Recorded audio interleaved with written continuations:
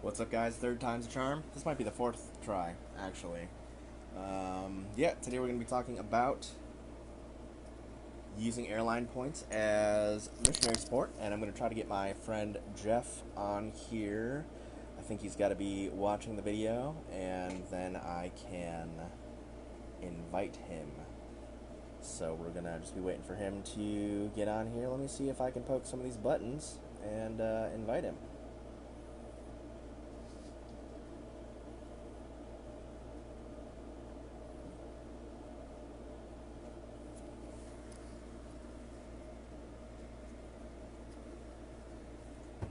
Killing some time here.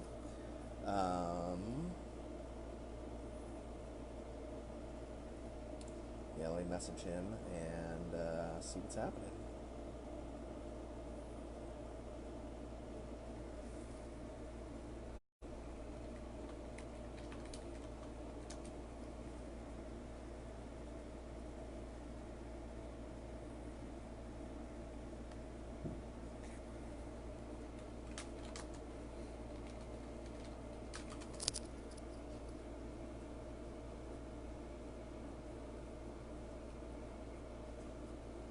All right.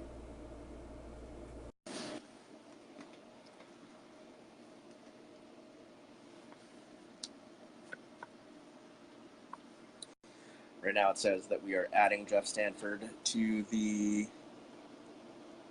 video. Let's see what happens. Oh man, it's actually It working. worked. That is Okay. amazing. Nice. Cool. Well, hey everybody. I think this is our third or fourth attempt here at actually doing this.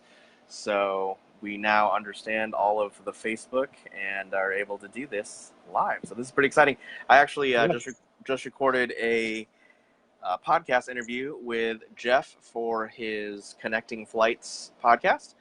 And Jeff is the host of the Travel Hacking Flight Plan as well. This guy's the credit card airlines ninja, and he knows all about it. So today we're going to be chatting a little bit about how to use airline points as support for your missionaries, and I'm excited about this. So Jeff and I go way back. We went to First Presbyterian Church of Howard County. Was that the name of that church? Yeah, Of Howard that was, County together back in the day. I think you were in middle school. I was probably in high school. And so, yeah, we've been friends for a while. We've kind of traveled the world together as well. Been to the Philippines together. You've come out here and visited us in Hawaii as well. So, yeah, I love that you're on this new project right now of just trying to get the information out there to people on how to use airline points. So, yeah, Jeff, just tell me a little bit about how you've gotten into this and what are some of the cool exploits you've done with airline points. Yeah, great to be here and chat with you on this. Um, yeah, so I think there's this thing called travel hacking. It's been around for a while, maybe 15 years or more. You may have heard about it somewhere in your internet browsings and things. I kind of discovered it back in around 2010 when I was kind of just dabbling around on different entrepreneurship websites. And I discovered this guy. Um, I'm hearing some kind of feedback thing, so I'm going to try putting my headphones into the ear so we Cool. don't have this buzz. Yeah, this is just a grand Um, experiment. yeah, we're figuring it out as we go. That's Right. right. Put these in correctly. And yeah, so I found out with this guy named Chris Guillebeau who had traveled all over the world to all 182 countries or something. And about a third of his travel was basically free because he had used all these travel hacking skills. So I started looking into that, and I saw that beyond the normal, okay, I fly, I pay for my ticket, and I get points on a frequent flyer program. There's also all these other ways to get frequent flyer miles, where you don't have to spend extra money necessarily. And the biggest and kind of best way to do that is through credit cards. So most of you watching this probably have a credit card. A lot of you probably have one where you get 3% back on groceries or gas, 2% back on something. Some of you may have travel credit cards already. But the idea with these is that after spending a certain amount of money in a certain amount of time, you get a big bonus of several tens of thousands of frequent flyer miles. So my first attempt at doing this was in 2013. I got a Delta Gold Sky Miles, whatever, American Express card. And at the time, you had to spend, I think it was $1,000 in 3 months on the card, and they would give you 50,000 frequent flyer miles. So I went through and I did that, and I got the bonus. Um, and I also got 1 mile per dollar spent on there. They do that as well. And I probably did a couple other things. So spending that $1,000, getting the bonus, getting a mile per dollar put me at 51,000 miles. And I banked that for a while, and then Jim started bothering me to come visit him in Hawaii. Yes. And and I was like, well, sure. And looked into it, and I saw that on Delta, flying to Hawaii would cost me 45,000 miles plus fees. So I ended up flying. I had already canceled the credit card by then because it had been a couple years and I wasn't using it. Um, so I ended up flying over there for $11.20 in fees and 45,000 miles. And if I had kept the credit card, then I wouldn't have had to pay for my checked bag as well. But I did have to pay for that, so that ended up being $50 in addition. But still, to spend a week in Hawaii and only pay $61 for my flight and fly on Delta, and not a super duper budget airline, was pretty good. Um, since then, I wasn't keeping track at the time. I've only really just started keeping track. But over the years, doing this again with several other credit cards, I've probably saved myself between $2,500 and $3,000 on travel. And I have currently enough points on 3 different airlines that I could fly round trip to Europe 3 times and probably only spend about $50 for each of those flights, not including any checked bags I might bring. Um, but I guess, so I've had all this success for myself, and I've developed um, kind of a thought process, developed kind of a framework, decision-making framework on how I choose which credit cards to get and build miles. And I'm working currently I'm recording a bunch of videos right now, and working on a workbook and some other information for people. And that's going to be available at some point for people to purchase and go through the process and learn how to do this themselves. Um, That's awesome. yeah. That's awesome. So yeah, we just had a couple people just sign on and are watching now. So just to recap, this is my buddy Jeff, and we're talking about using airline points as missionary support. And he was just sharing his original journey with airline points. And he just shared that when he came out and visited us, I think in 2014, you got a round trip flight from the East Coast to Honolulu for 45,000 points, which was all part of your credit card bonus sign up. And so you just then had to pay the $11 fee and pay for your checked bag. And so pretty much you got to spend a week here in Hawaii with us, and you paid like $60 in travel costs because of your credit card sign-up bonus. So that is pretty amazing. And if people want to follow you, they can follow you on Facebook at Travel Hacking Flight Plan. I'll put that in in the comment section here. And just tell us, we've been kicking around the idea. I think you recently helped someone out with some airline points. Can you tell me about that? Yeah, so this has been really successful for me individually, but recently I kind of started thinking, how could I leverage this in a different way? And so a friend of mine from Ireland kind of reached out to a bunch of people she knows. She's actually with Youth with a Mission, like Jim, but she's out in the Pacific Northwest with them there, and yeah, she was asking for support and needed to raise money and for her living expenses, as well as a one-way ticket from Ireland to Oregon.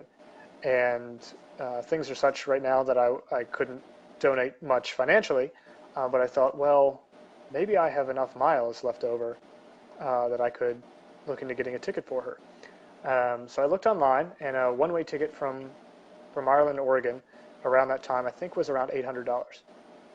And for a decent flight. A lot of them had ridiculous layovers or would just take forever. So this was a reasonable one that kind of routed her through somewhere in the South U.S. and then up there to the PNW. So I found one that cost 30,000 miles. I think it was on American, and I want to say $46. So this is a $750, $800 ticket that she would have had to raise support for, instead using frequent flyer miles that I earned through credit card sign-on bonuses. So this was just money I was already going to spend in my daily life. I was able to buy her $750-ish ticket for $46. And so that's $700 that I didn't have to put cash. That's $700 that other people didn't have to put cash. And it's just such a more effective way to support people who are doing international missions, who are buying tickets on airlines, for them to be able to travel and to put more of the money they're raising towards the actual living expenses, towards the actual ministry that they're doing. Yeah, that's amazing. So the process for you was you just find good credit card signups that have good airline bonuses right off the bat, and then you just use those initial points and are able to gift those to people towards flights. Is that kind of the process? Basically, yeah, in this case, I already had these set aside, and knowing what I needed to do with everything, I knew I could spare 30,000 points. And so the way that the credit cards work is there's a minimum spend amount and time frame. So if you get a credit card, you may be spending $3,000, and they may require you to do that within 3 months. Some are less, some are more. So if you're kind of doing this preemptively, and you don't know what airline a missionary you might be supporting is going to need, the best bet is probably to use one of the generic travel cards. So there's Chase Freedom, there's Citibank has something, American Express has a few travel cards, and Capital One. You've probably seen loads of commercials for the Capital One Venture Card. So all four of those types of cards have their own points that you can then transfer to a variety of airlines. Some of those have between 10 and 20 partners, so that would give you a good opportunity to save those miles and then use them when a missionary says, "Hey, I need some help. Could you purchase a ticket on my behalf?" And so I guess on that note, like, I didn't transfer my miles to her so she could buy her ticket, because that costs money. I bought her ticket under my account and put her name in and put her passport in and everything, and she gave me that information.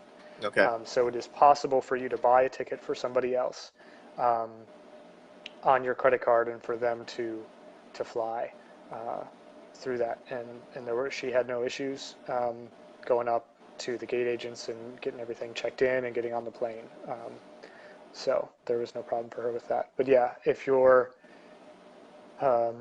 or if you have a missionary friends, you can ask them, "Hey, who do you tend to fly with?"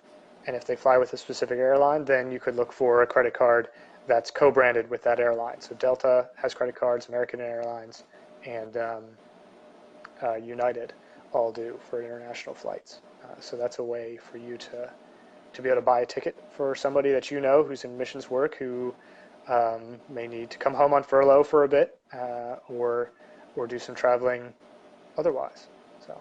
Yeah, that's great. That's great. Yeah, and just a tip to missionaries that are traveling a lot. We got told by my buddy Dan Bauman to just get status with an airline. So, and that's just the best way to build up points. And so he recommended Delta. So I think for the past probably 5 years, we've probably only flown Delta just to build up those miles. And we actually, when we came out and house sat out here to Hawaii 2 years ago, we did the whole round trip ticket for just points as well. Jess and I paid like $22 for a round trip from the East Coast to Hawaii. So yeah, those credit card points totally do work.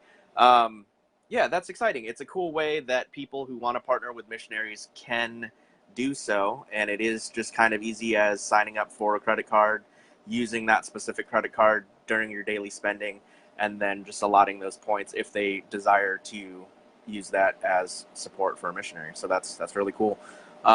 Yeah, just great tips about, talking to the missionary that you're wanting to support and seeing if they prefer a certain airline as well. So do you have any other kind of tips or ideas, or if somebody's watching this right now and is like, I want to get started doing this, where would you recommend they get started? Yeah, getting started, there's a lot of material out there online right now already. The course that I'm building takes all that material and kind of just condenses it so that you can follow a path and do it. That's still working on that. Probably won't be available for a little while, unfortunately. But you can go and just go to thepointsguy.com, upgradedpoints.com, cardsfortravel.com. There's a lot of resources out there to kind of start muddling through it on your own if you like. I guess some of the fears that I get, some people say, well, why would I do this if I can just use another credit card that gets me 3% back? Okay, so you spend $3,000 on a card over 3 months, giving you 3% back on your purchases. That is $90. Whereas, let's say the Southwest credit card that offers 60,000 miles and has a $99 annual fee. You have to spend $2,000 in 3 months on that. The 60,000 miles that you'll get on Southwest are roughly $900 worth of flights. Wow. So even with that annual fee, that is $800 of travel. So your 3% credit card is not as valuable to you if you have travel in your future, or if you want to support a missionary or something. That's great, a great way to do it. A lot of the questions I get are also about, well, what about opening a lot of credit cards? Is that going to hurt my credit score? That kind of thing. I have more than 5 credit cards open right now. I've closed several over the years. I've even a couple times missed a payment by a day because I didn't set a reminder. And my credit score is very, very good with all that. So it is possible to have a lot of credit cards open and still have a very good credit score. If you go to your bank or go to your credit union, they will be able to tell you how to make sure you handle all this appropriately and safely, and what goes into your credit score, because there's a bunch of different things that add up to your credit score. It's not just credit cards. It may be how long you've had accounts open and different things, how well you've done at paying things off over time. If you have debt, get rid of your debt first. No need to mess around with credit cards. If you still got some debt to kill, go kill that first, and make this an incentive to go after that. Like, hey, once I've got my debt paid off, then I can go get a credit card, work on that, and get myself a flight or gift a flight to a missionary. That's an exciting thing to be able to do. I got to run here for a moment, but you can go to Travel Hacking Flight Plan. I'll be sharing some things there. I'll be doing a few kind of free Facebook Live things here and there to help you all learn about this. And then at some point, I'll be selling that course for people who just want something that's an easy way. Take 20 or 30 minutes here and there for a couple weeks to learn the process, understand different things, and get up to speed on those. So that's all I got for today. Awesome. Thanks so much, Jeff. All right. You're welcome, sir. I'll All see right, you see later. ya.